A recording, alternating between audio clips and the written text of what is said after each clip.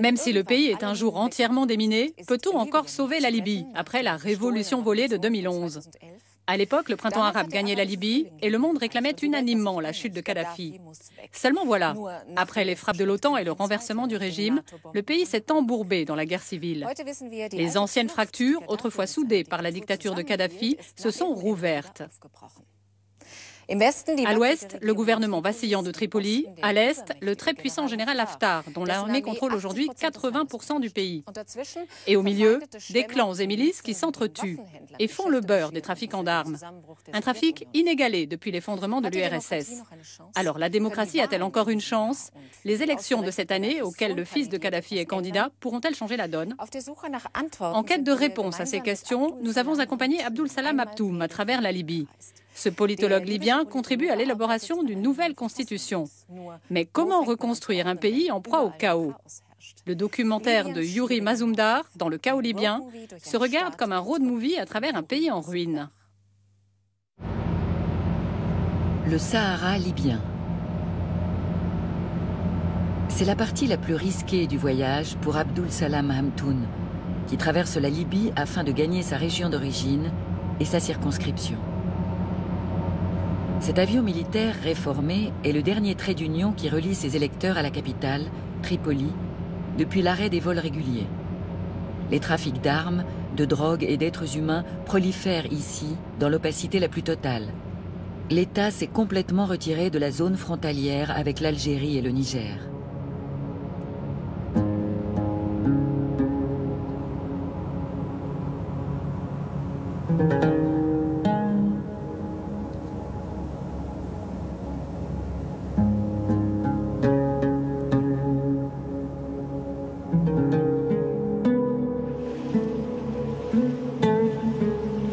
On dit que les Touaregs, où qu'ils se trouvent, sont toujours attirés par l'eau.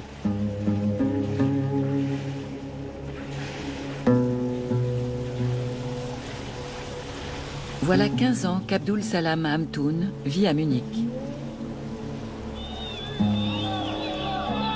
En février 2011, le printemps arabe gagnait la Libye.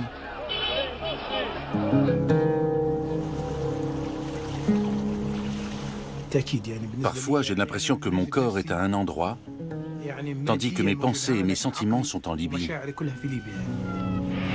En mars, un mois après le début des manifestations, l'OTAN mène ses premières frappes contre le régime libyen.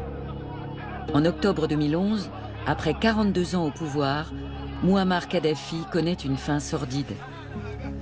Mais les espoirs de liberté sont de courte durée. C'est une guerre civile interminable qui s'engage. Aujourd'hui, le pays est au bord du gouffre. L'État en déliquescence. Avec d'autres compatriotes, Abdul Salam est investi d'une mission, refonder la Libye. Je ne peux pas faire comme si ça m'était indifférent de voir la Libye dans cet état.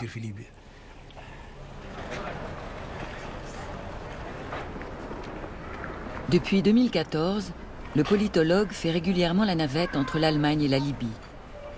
Il fait partie des 60 représentants chargés d'élaborer une constitution démocratique pour leur pays. Cette assemblée constituante a été élue par le peuple en 2014, pendant une courte phase d'optimisme. 4 ans plus tard, c'est l'impasse. Les lignes de fracture de la guerre civile parcourent aussi l'assemblée constituante. Un pays en décomposition peut-il prendre un nouveau départ démocratique? Abdul Salam veut y croire.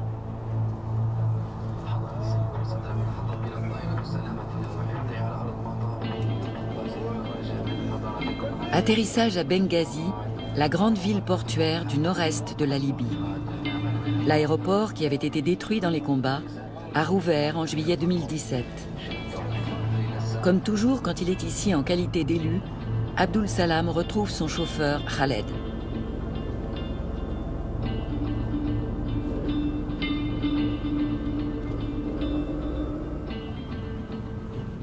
Il n'y a plus d'électricité? Non, c'est toujours comme ça dans le quartier entre 6 et 10. Le courant est rétabli après 10 heures. Oui, normalement. Quelle misère!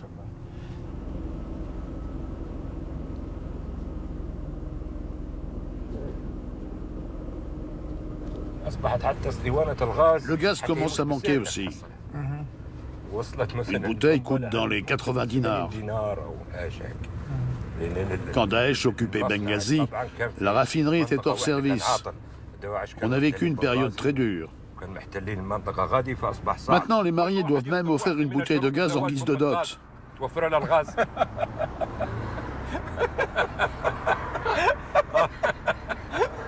Fais voir ton gaz. Du gaz plutôt que de l'or.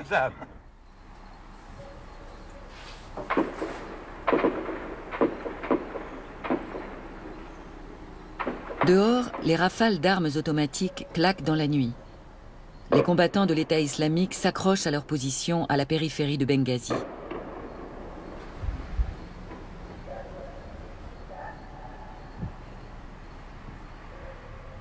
Politiquement, la Libye est profondément divisée. Tripoli, dans le nord-ouest, est le siège du gouvernement d'union nationale dirigé par le président Fayez al-Sarraj et reconnu par les Nations unies. Mais le pouvoir est détenu en réalité par les milices, les alliances tribales et les islamistes. Ici, à Benghazi, dans le nord-est, l'homme fort est le maréchal Khalifa Haftar. Ancien proche de Mouammar Kadhafi devenu opposant, il aime se présenter comme celui qui a libéré Benghazi de Daesh. Quant au sud, peu développé malgré ses réserves de pétrole, il se retrouve broyé dans ce conflit. Le pays tout entier a sombré dans le chaos.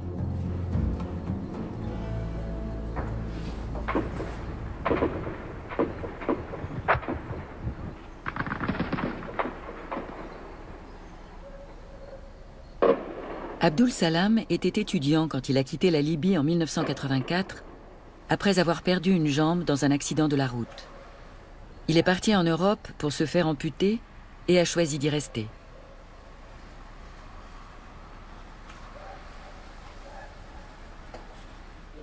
Son séjour commence par une réunion de l'Assemblée constituante le lendemain de son arrivée. Bon nombre de Libyens placent leurs espoirs dans les travaux de leurs élus. Mais ces derniers peinent à trouver un terrain d'entente.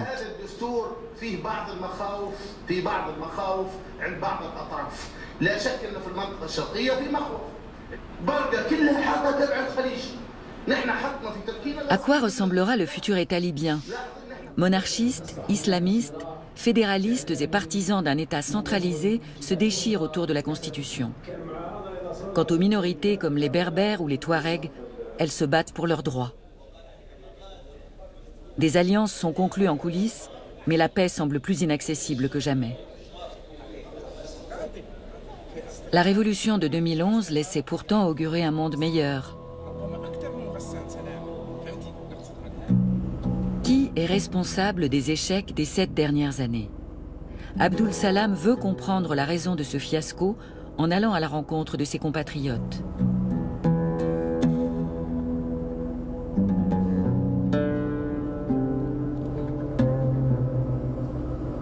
C'est ici, à Benghazi, qu'ont eu lieu les premières manifestations le 17 février 2011.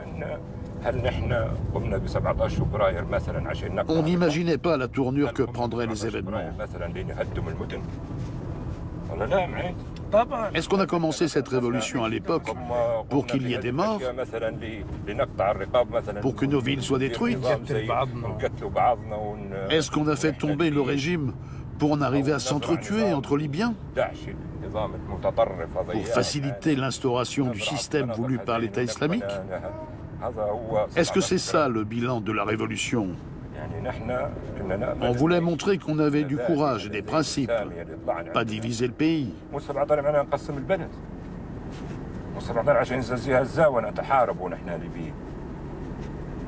Maintenant, on se fait la guerre entre nous. La guerre a détruit notre pays. Mais oui. Comment les rebelles ont-ils pu se laisser corrompre à ce point? Abdul Salam rend visite au plus vieux club de foot de la ville, l'Al Ali Benghazi. Il se trouvait dans le collimateur de Mouammar Kadhafi et a joué un rôle moteur dans l'insurrection. En l'an 2000, des supporters font défiler un âne portant un maillot au nom de l'un des fils du guide. Ce dernier fait raser le stade du club en représailles.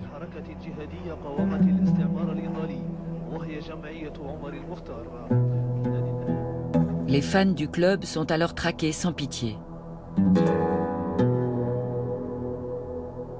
Rencontre avec Abdel Latif, un vendeur de maillots. On n'avait plus le droit de se revendiquer supporter de notre club. Il a fallu qu'on se cache, qu'on déménage. On a vécu 3 mois de terreur psychologique. On ne pouvait même plus porter un vêtement rouge.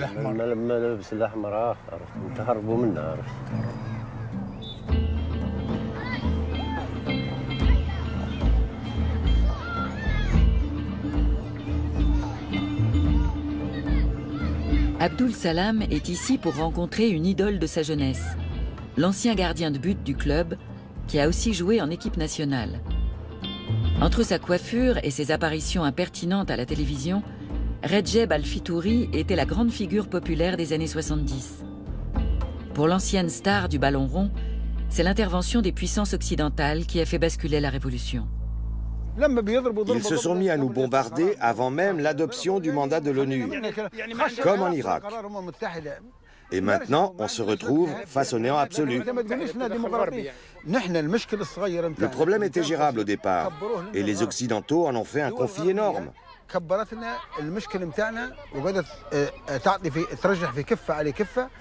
Ils nous ont montés les uns contre les autres. Ici, en Libye, on pense que si les pays occidentaux s'intéressent tellement à nous, c'est parce qu'on a du pétrole. Exactement. Sinon, pourquoi ils n'interviennent pas en Somalie pour régler les problèmes là-bas? Ils pensent vraiment qu'on va avaler ça?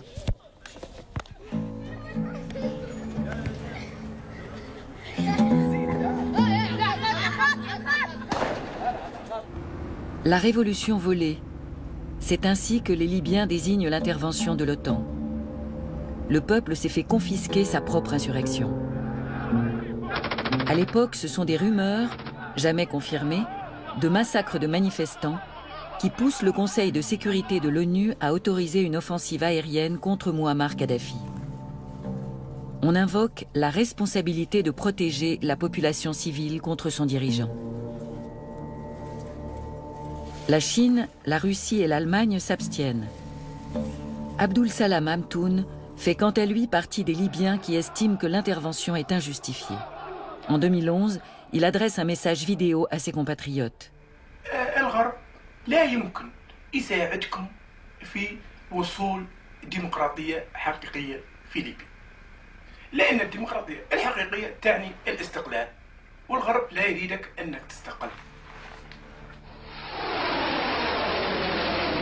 Très vite, les bombardements commencent. Nicolas Sarkozy, alors président, se distingue en réclamant une action rapide. Le secrétaire général de l'OTAN, Anders Fogh Rasmussen, durcit le ton. The sooner Gaddafi realizes that he cannot win the battle against his own people, the better. Cet appui aérien entame le soutien de la population aux rebelles. Les rumeurs vont bon train. Ils auraient conclu des contrats pétroliers et serviraient les intérêts géopolitiques de l'Occident. Le soulèvement populaire spontané se transforme en guerre menée par des étrangers. Après la mort de Mouammar Kadhafi, l'euphorie est de courte durée. Les groupes de rebelles s'entre-déchirent. Qui négocie avec qui? Qui promet quoi? L'intervention de l'OTAN divise aujourd'hui encore les révolutionnaires. Avec Sirte, la ville natale de Mouammar Kadhafi, c'est Benghazi qui a le plus souffert de la guerre. D'abord sous les bombes destructrices de l'Occident, puis au fil des violents combats urbains. À partir de 2014, les combattants de l'État islamique affluent pour bientôt prendre le contrôle de la ville. Le maréchal Haftar parvient à les chasser après des semaines de bombardements. Aujourd'hui, Benghazi est en ruine, impraticable à plus de 50%. Cet institut de technologie a perdu des étudiants dans les combats. Les universités libyennes ont constitué les premiers foyers de la révolution. Des jeunes en rébellion contre l'ordre établi. Un conflit intergénérationnel dans l'un des pays les plus conservateurs de la planète. Où est-il aujourd'hui, l'espoir de changement? Abdul Salam a rendez-vous avec Mohamed Al-Orebi, qui enseigne ici la topographie. Il travaille avec ses étudiants à la reconstruction de la ville. Comment ça se passe avec tes collègues plus âgés? Je peux être honnête? Dis-moi franchement. C'est un vrai problème. Nos aînés ont du mal à nous considérer sur un pied d'égalité. Ils acceptent mal de devoir rendre des comptes à quelqu'un qui aurait l'âge d'être leur fils. Nous voulons vraiment faire changer les choses. On a beau manquer de tout, on leur a présenté des plans de construction en leur disant « Dès que le feu vert sera donné pour la reconstruction, on pourra s'y atteler. » C'est la contribution qu'on veut apporter à notre ville de Benghazi, nous les jeunes. Mais ils ont poussé nos plans dans un coin en disant « Merci pour tout, mais on n'a pas le temps en ce moment. » Des fonds ont été débloqués pour relever la ville, mais toutes les démarches sont réduites à néant par la corruption généralisée. Le doyen de l'université nous raconte la difficulté de maintenir des cours ici. Les enseignants travaillent bénévolement depuis des mois. Tout ça, ce sont des travaux d'étudiants, leur maquette. Celle-ci est un projet pour la radio locale de Benghazi. Ici, c'est une étude pour moderniser l'île d'Al-Salmani, ici, à Benghazi. Et voici le pont métallique qui mène à l'île. Un quartier résidentiel pour les populations déplacées au cours de la Révolution et une zone d'habitation baptisée Amal, Espoir.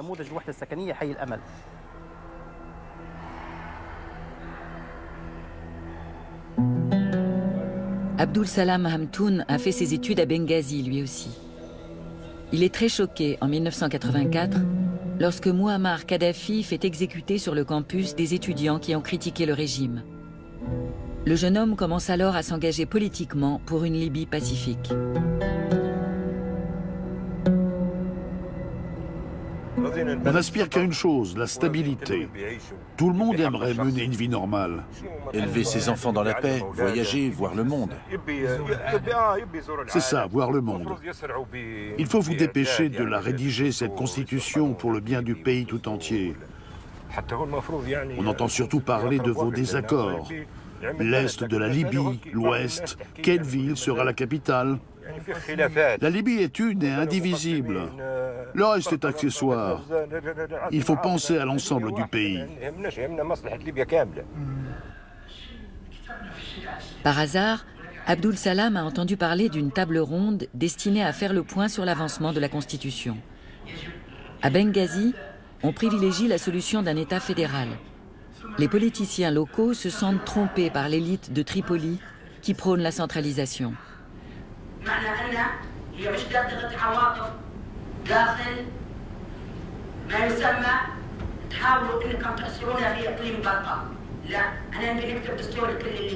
Comme toujours, le sud de la Libye, que représente Abdul Salam, se retrouve entre deux chaises. ليش ما في من فزان؟ أنا من فزان جيت صدفة الحقيقة، ما في حد من فزان، لا في حد من طرابلس، جماعة برقة، أنت تخاطب في نفسك. تعمل مشروع للليبيين، هذا من ناحية العملية الدستور لم يحدث بهذا الشكل، وربما هذه غاية تدخل الناتو، ربما أسوأ ما فيها أن أفقدنا الثقة في نفسنا بأن نحل صراعاتنا بإيدينا. إذن أنا وصلت لحقيقة، الحقيقة العملية الدستورية اليوم لا يمكن تحل المشكلة. ليبيا تحتاج إلى عمل كبير. Tant que le pays est désuni, l'existence même d'une constitution et d'un État est compromise. Arabes contre minorités, islamistes contre laïcs, Est contre Ouest, la Libye se fracture sur tous ses axes. Comment encourager l'unité? Ne peut-il pas y avoir une seule identité libyenne? Abdul Salam cherche des réponses à 200 km à l'est de Benghazi, en Cyrénaïque, dans la région du Djebel Akdar, ou Montagne Verte. L'histoire culturelle de la Libye commence bien avant la conquête de l'Afrique du Nord par les Arabes au 7e siècle. Près de la ville d'El Beïda, on peut encore admirer les ruines de la colonie grecque antique de Cyrène, aussi importante qu'Alexandrie ou Athènes à une époque. Pour les Grecs, la Libye était simplement le territoire qui s'étendait au-delà de l'Égypte, sans frontières ni peuple défini. La cité-État de Cyrène était dotée de l'une des premières formes de constitution de l'histoire de l'humanité. Au IIIe siècle avant notre ère, elle organisait déjà la répartition de la propriété et entérinait certains droits civiques fondamentaux. Ahmad Abdelkarim, professeur à l'université d'El Beïda, est seul pour s'occuper des fouilles sur le site. Mouammar Kadhafi avait rayé des livres d'histoire les temples grecs et romains, monuments coloniaux infamants. Aujourd'hui, ils sont menacés par Daesh. Des jalons historiques comme la Constitution de Cyrène risquent de tomber dans l'oubli. C'était une législation très progressiste à l'époque. C'est vrai, et on voudrait produire quelque chose du même ordre. Il y a en Libye des racines grecques, romaines et même juives. Elles font toutes partie de notre culture. Nous ne sommes pas seulement arabes, berbères ou africains. La culture européenne fait autant partie du bassin méditerranéen que la nôtre. Cette histoire vit aussi en nous.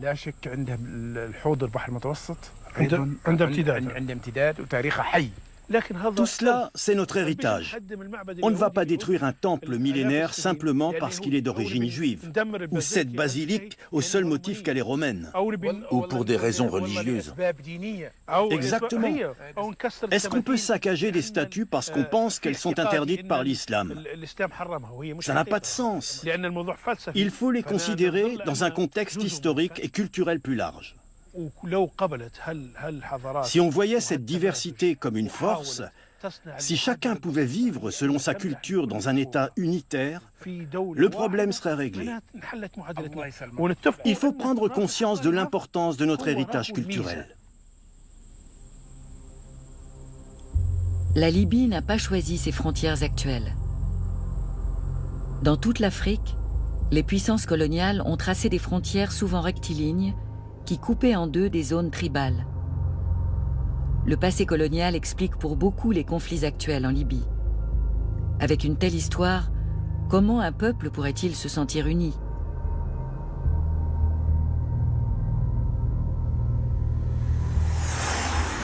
Khaled, le chauffeur, a quelque chose à montrer à Abdul Salam.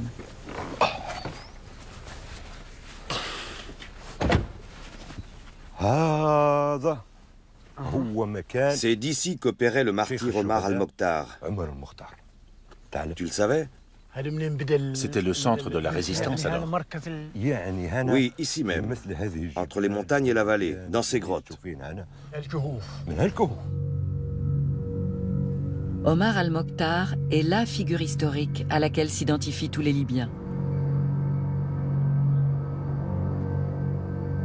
En 1911, quand l'Italie envahit la Libye, alors sous administration ottomane, le cheikh Omar al-Mokhtar entre en résistance contre l'occupant. Une guérilla s'engage qui va durer 20 ans. Quand le fascisme s'installe sous Mussolini, la rébellion est sévèrement réprimée. Emprisonné en 1931, Omar al-Mokhtar finit par être exécuté sur ordre du général Graziani. Tous les écoliers libyens sont capables de citer par cœur les paroles du héros national. Omar al-Mokhtar disait « Je vivrai plus longtemps que mon bourreau ». Exactement. Le général Graziani a raconté qu'Omar al-Mokhtar lui avait dit avant son exécution « Ne va pas faire croire que j'ai imploré ta grâce ». La Libye n'est plus qu'un tas de cendres aujourd'hui. Il faut rebâtir cette confiance en nous.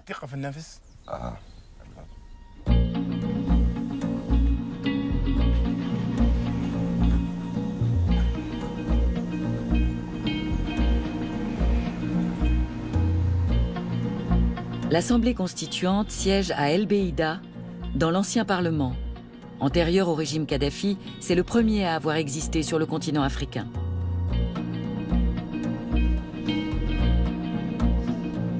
Abdul Salam est invité à une conférence sur le thème de la corruption. من 69 وحتى هذه الفترة تمت رعاية الفساد. لم يعد الفساد هو ذلك السلوك المخالف للمألوف. ويبعث الحظوة ويبعث المكانة. إحدى أخطر المشاكل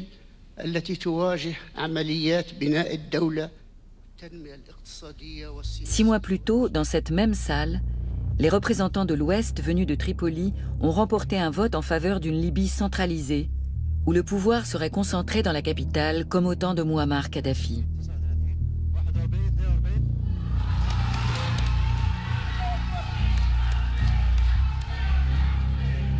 Depuis, les Libyens de l'Est et du Sud se sentent trahis. C'est un recul après la révolution qui devait abolir l'ordre antérieur. Tant d'efforts pour rien.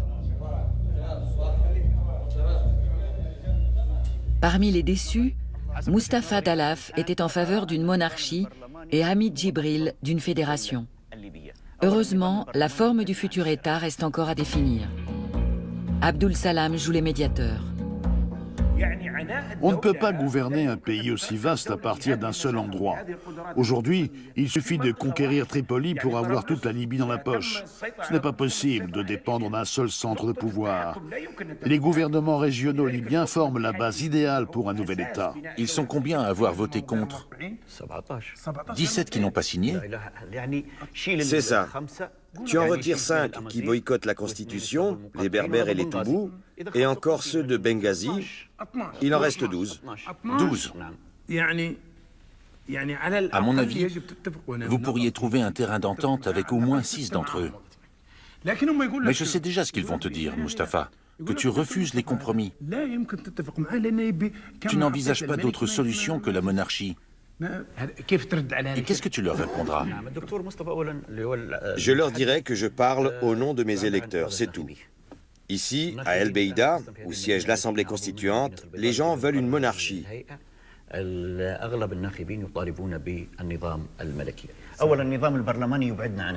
Une monarchie parlementaire nous éviterait toutes ces luttes de pouvoir. Dans les pays arabes et ailleurs, dans le monde en développement, on ne peut pas instaurer la démocratie du jour au lendemain. De nombreux Libyens ont une bonne image de la monarchie. L'Italie ayant perdu ses colonies au sortir de la Seconde Guerre mondiale, la France et le Royaume-Uni se partagent la Libye. Après négociations et médiations de l'ONU, Idriss Senoussi, chef de confrérie religieuse, déclare l'indépendance du pays en 1951.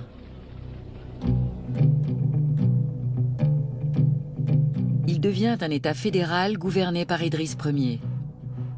Le souverain concentre des pouvoirs importants, mais les Libyens élisent aussi pour la première fois un parlement qui siège à El Beida.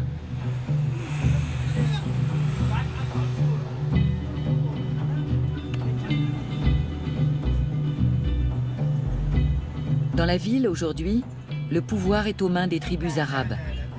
Certains membres de l'Assemblée constituante ne se risquent pas dans la rue. Ce n'est pas le cas d'Abdul Salam, qui a une réputation de conciliateur neutre.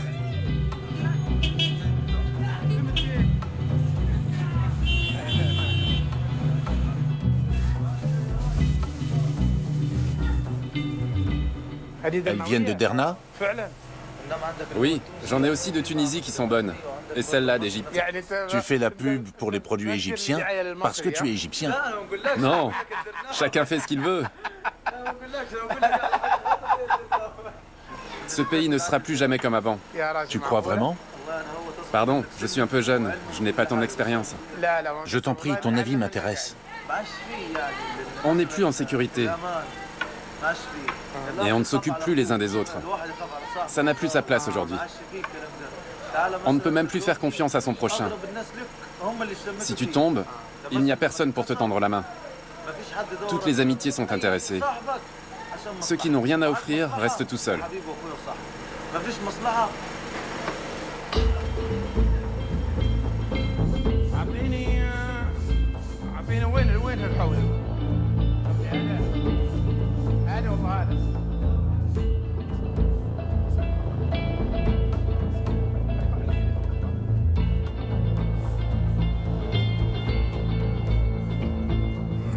Au moins un service qui fonctionne encore bien en Libye. Avant, je faisais ça dans mon temps libre. Je suis diplômé en sciences politiques, en fait.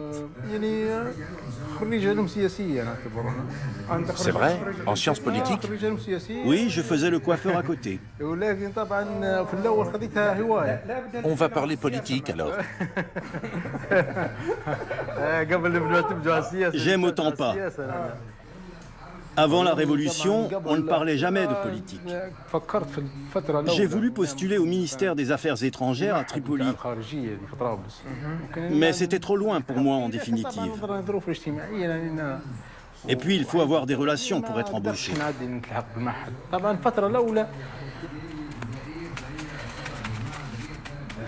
À ton avis, c'est toujours le cas? Le fait qu'on n'obtienne rien sans piston, c'est un fonctionnement qui ne peut pas disparaître du jour au lendemain. Comment veux-tu changer la mentalité de tout un peuple? On n'arrive à rien sans relation ici. On est une société tribale, après tout.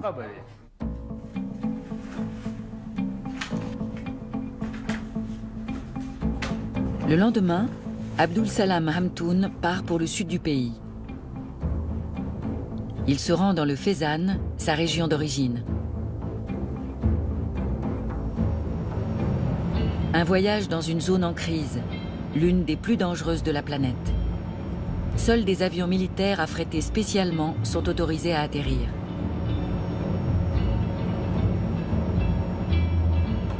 Ici, l'État a démissionné. Les groupes islamistes radicaux, notamment Al-Qaïda, sont très actifs dans le Sahara.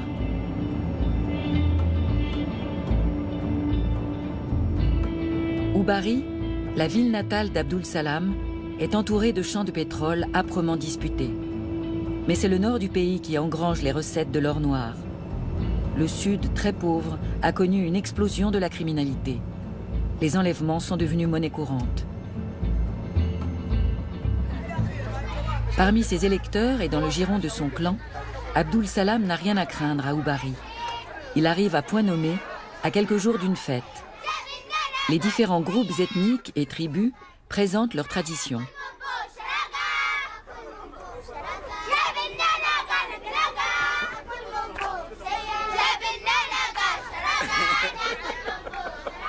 Dans cette région, contrairement au nord du pays, les Arabes ne sont pas majoritaires. Des peuples du Sahara, Touaregs, Toubous ou Berbères, ainsi que des descendants d'esclaves d'Afrique de l'Ouest, cohabitent dans un quotidien multiethnique. Dieu te bénisse.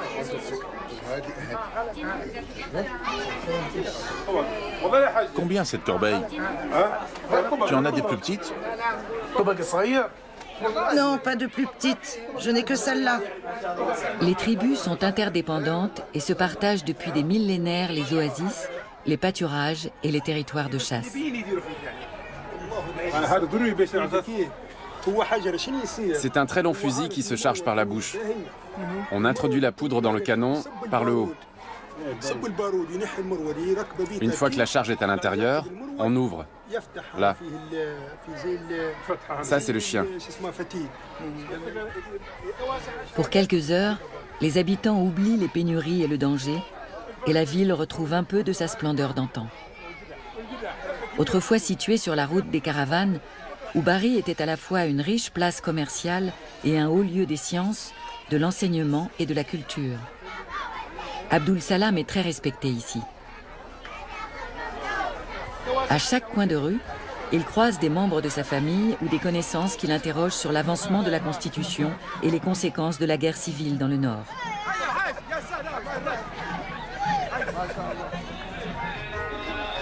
Le Sud n'a pas été épargné par le conflit et la situation y reste tendue.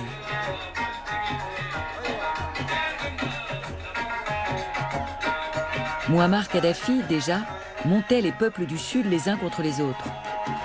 Pour éviter les persécutions, certains s'étaient ralliés à sa conception d'une Libye purement arabe et avaient abandonné leur langue et leur culture.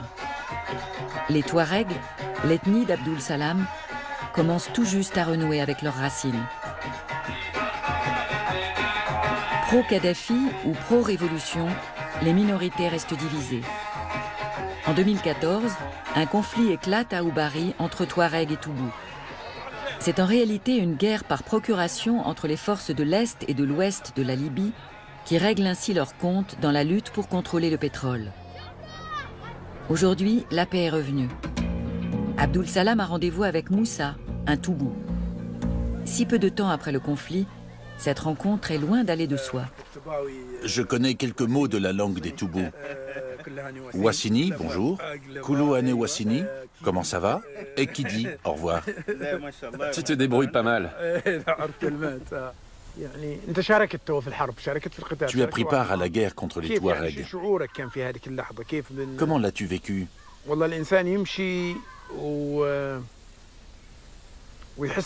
Est-ce que ça a été difficile pour toi? Ou est-ce que tu étais complètement acquis à la cause? On peut remporter toutes les victoires qu'on veut dans une guerre, on est toujours perdant à la fin. Même le vainqueur perd en définitive. Les Toubous regrettent cette guerre. Moi-même, je préférerais qu'elle n'ait pas eu lieu. Ce conflit a englouti tout ce qu'on avait, nous et nos frères Touaregs. Et il a duré 2 ans, c'est très long.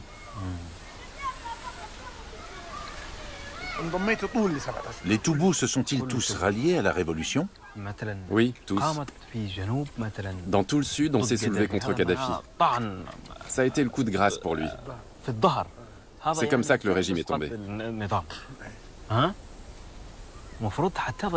D'ailleurs, ça devrait faire réfléchir les Arabes nationalistes.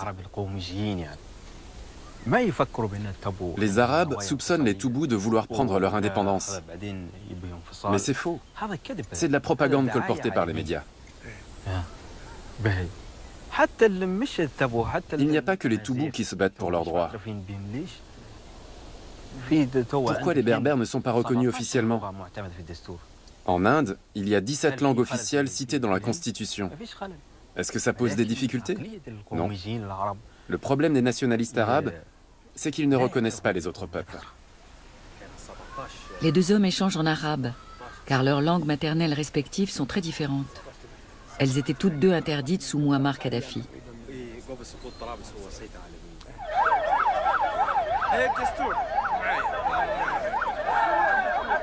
Après des millénaires de coexistence pacifique entre les ethnies, la génération qui a connu la guerre doit réapprendre à vivre dans le respect de chaque culture. Les fêtes comme celle-ci sont un premier pas dans la bonne direction.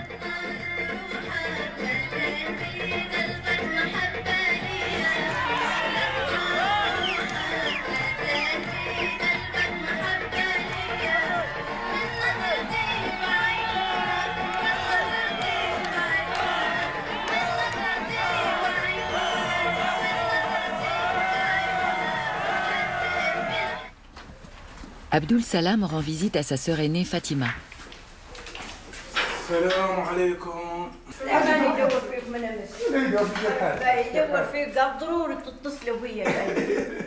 Il avait 23 ans lorsqu'il a décidé de rester en Europe. Ses frères et sœurs ont pris des chemins tout autres.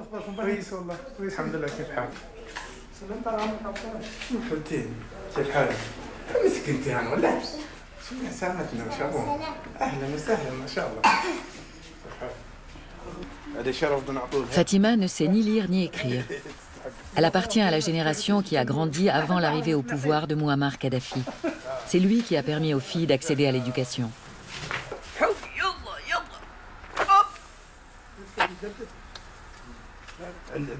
Il paraît que tu vas de nouveau à l'école coranique. Tu apprends à écrire? Non, on apprend seulement à réciter par cœur. Il faut que tu nous montres ça. Tu veux quelle sourate? Celle que tu préfères.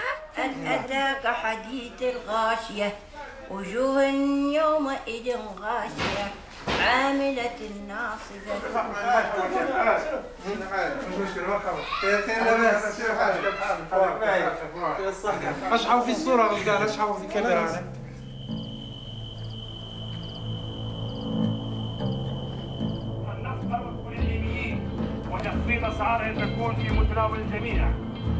5. إننا نبارك تكليف السيد المهندس فرج سعيد الحاسي رئيسا للمؤسسة الوطنية للنفط بما يحمل من خبرة عالية في هذا المجال. لأنه في حال عدم الاستجابة للمطالب الواردة في هذا البيان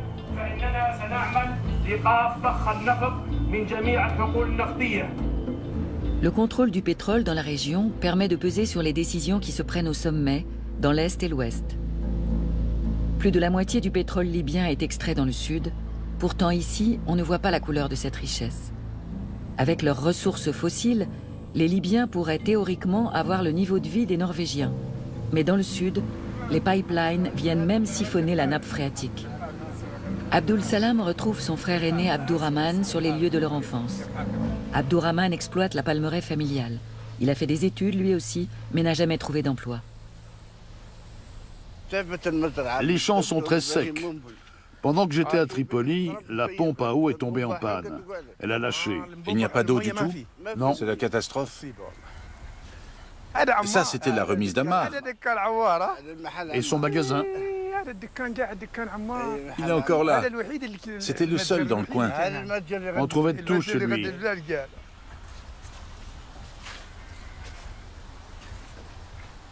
Et là, c'était notre maison. Fais attention où tu mets les pieds. Fantastique. C'est ici que je suis né. Ici même, sur ce sol. On dormait tous ici. Et là, c'était le garde-manger, je me souviens. C'est bien ça? C'est ça. La cuisine était là.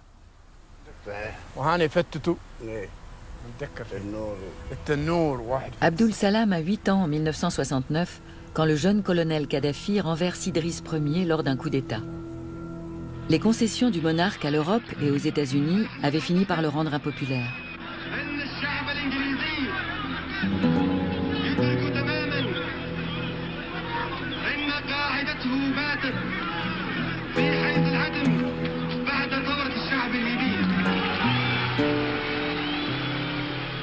D'origine très modeste, Mouammar Kadhafi est mu dans un premier temps par des idées anticolonialistes et socialistes.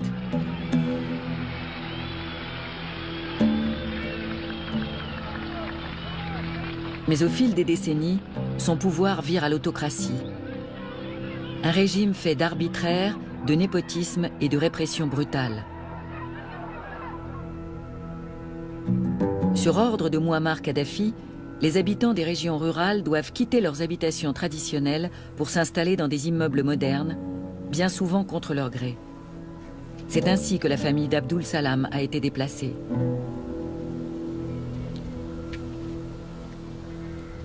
L'ancienne école coranique. La Zaouïa, l'école soufie. Je m'en souviens bien. Le vieux s'asseyait là, notre père. Ah, le vieux cheikh. Il s'installait là. Tous les garçons fréquentaient l'école. Y compris Abou Fatima, je m'en souviens. Tous, sans exception. Le temps passe. Les jours filent comme des nuages. Tu l'as dit, comme des nuages. Je te trouve en forme. Oui, ça va bien.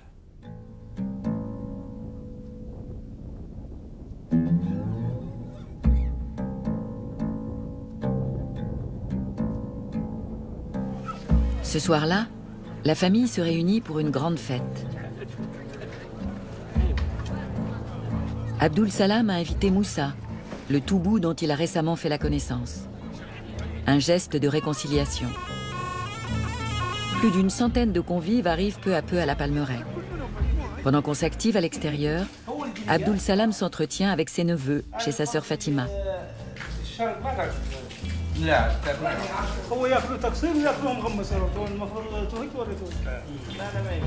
Slimane est ingénieur pétrolier. Ahmed est l'imam local. Les deux hommes ne connaissent que trop bien les problèmes de la région et ses graves pénuries. Ici aussi, il faut avoir des relations, même pour se procurer du carburant. Comment va Mohamed? Ça va. Il a essayé d'acheter de l'essence aujourd'hui, mais encore une fois, il n'y est pas arrivé. Ils prétendent qu'ils n'ont pas d'essence. Mais ils en vendent à d'autres? Oui. Ces escrocs. C'est de pire en pire. Peu importe de quel bord politique on est, qu'on soit pour ou contre l'ancien système. On voit se réaliser aujourd'hui la prophétie de Kadhafi. Il avait dit « Après moi, vous verrez, vous ne pourrez même plus accéder à votre argent. Vous n'aurez plus un quart de dinar en poche. » C'est exactement ce qu'on vit actuellement. Depuis 2015, le quotidien est devenu incroyablement difficile, surtout dans le sud. Toi, tu as voyagé dans l'Est et dans l'Ouest du pays. Tu as vu les conditions de vie là-bas. Mais dans le Sud, on manque du strict nécessaire. Mais le pire ici, c'est le taux de chômage, surtout chez les jeunes. Beaucoup d'hommes s'engagent comme mercenaires dans des milices. Les femmes n'ont même pas cette possibilité. Les nièces d'Abdul Salam ont toutes fait des études, comme la grande majorité des Libyennes. Au temps de Mouammar Kadhafi, elles pouvaient espérer faire carrière et accéder à des postes haut placés. Mais tout a changé. Comment ça se passe pour les femmes? Vous ne pouvez pas vous enrôler à l'armée. Il n'y a pas de travail pour nous ici. Khadija cherche depuis 7 ans. Ça fait 7 ans, c'est ça? J'ai des diplômes et j'aimerais gagner ma vie, pas seulement préparer du riz et du couscous.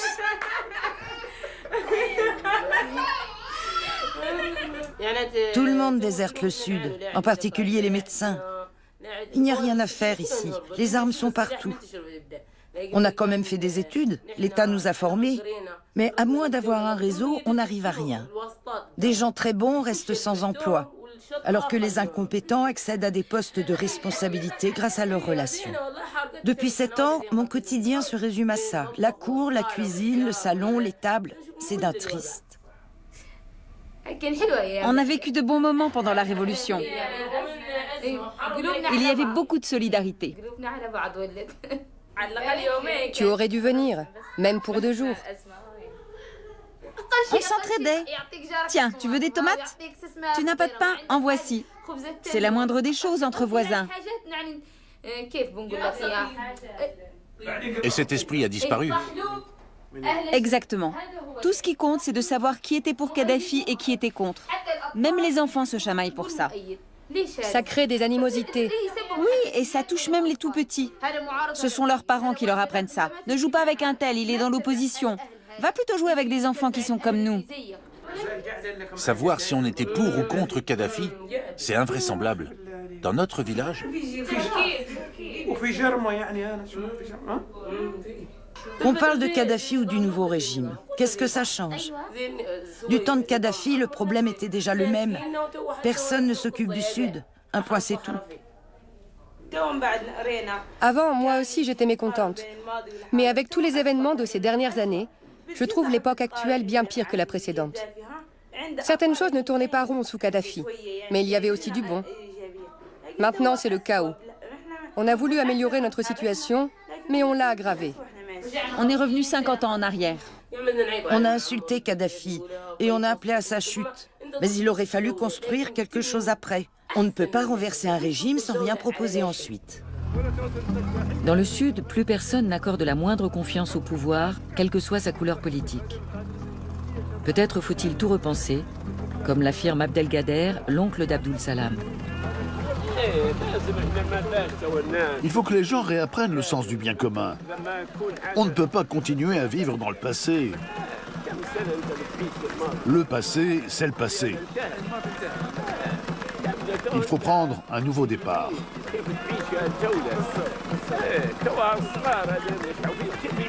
Offrir un avenir aux enfants ici. Moi j'ai 70 ans, je m'en moque. Mais les jeunes ont encore de l'espoir. On doit faire quelque chose pour eux et pour les générations suivantes.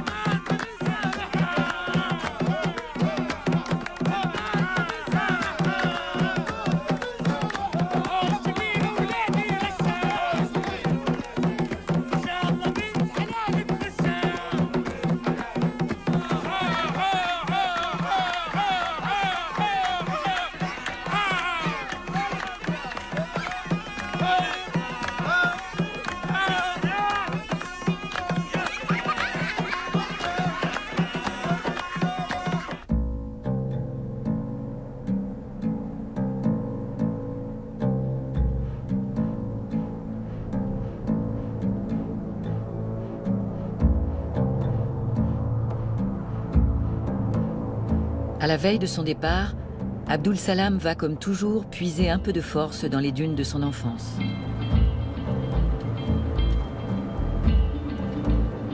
Il en aura bien besoin dans les mois et les années qui viennent.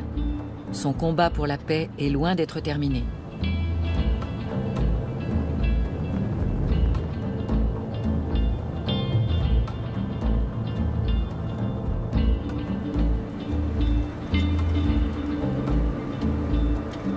Au milieu de cette immense mer de sable, mieux vaut faire appel à un chauffeur qui connaît les lieux.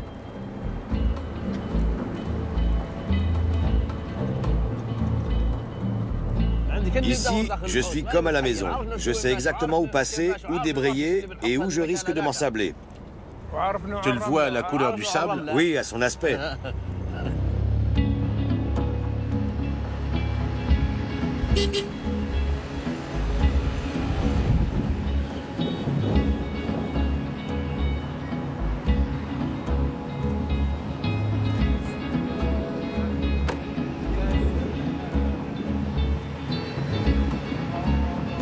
L'oasis de Gabroun. Tout autour, le sable s'étend à perte de vue sur des centaines de kilomètres.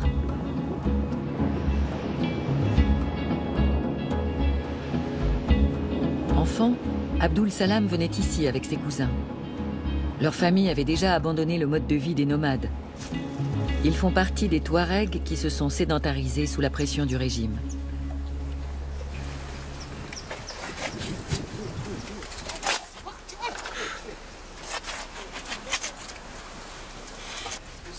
Certains jours, on sent ici revivre l'esprit des temps passés. À l'époque de Mouammar Kadhafi, l'oasis était censée attirer des hordes de touristes. En réalité, seuls quelques globetrotters isolés venaient admirer la beauté du lac. Mais depuis la révolution en 2011, c'est le calme plat. La région est trop dangereuse pour les étrangers. Face à la beauté indomptable du Sahara, les conflits du pays paraissent pour quelques heures très loin.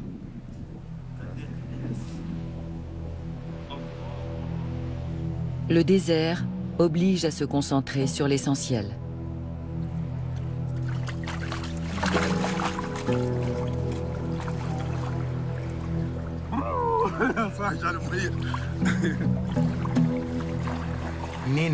D'où vient toute cette barbarie qui fait tant de victimes? Comment les Libyens ont-ils pu devenir aussi cruels les uns envers les autres? Je me dis parfois que ce pays est condamné, mais je sens bien que mon cœur se refuse à cette idée.